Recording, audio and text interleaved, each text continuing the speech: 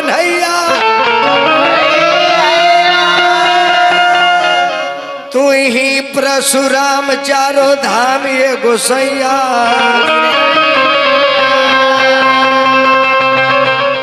छोड़ के जे पूरा काम अरि नाम जपे आठो जाम ओ कर बनवला बिगड़ल काम ये गोसैया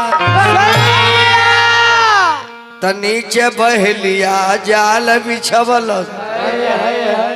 व्याधा लगवले निशान ये गोसैया हे भगवान आज अरियाई की बचाइला फसरी में परलस चिड़ैया गोसैया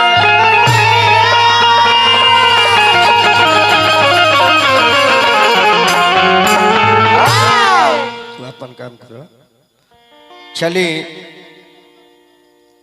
बड़ा सुंदर हमार प्रभारी साहब बैठले बनी नीमन नीमन आदमी से भी मिस्टेक हो जाला इहो लाइक उन्हें नया बात ना हो। अभी जैसे कथा सुनी है माता सती के लाश लेके महादेव पागल हो गई ले चक्र सुदर्शन से उनकर लाश काटल गई तो सती के लाश 9 टुकड़ा में कटल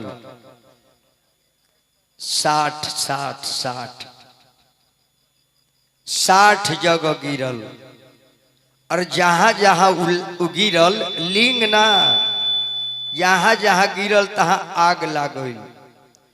और देवता लोग के नारी लोग सोचल कि महादेव पागल हो गए मीर के छाल खोल के फेंक दिल बड़े और नारी लोग के लगे चल जाता रहे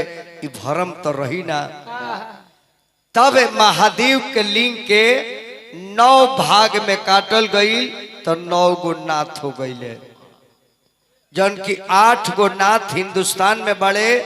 1 नाथ पाकिस्तान में बड़े यानी मंकेश्वर नाथ जहां लोग हज करे जाला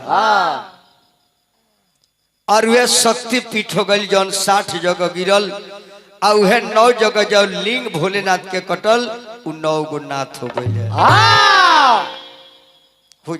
जाला ऐसा तनी मेन के और बढ़ाई।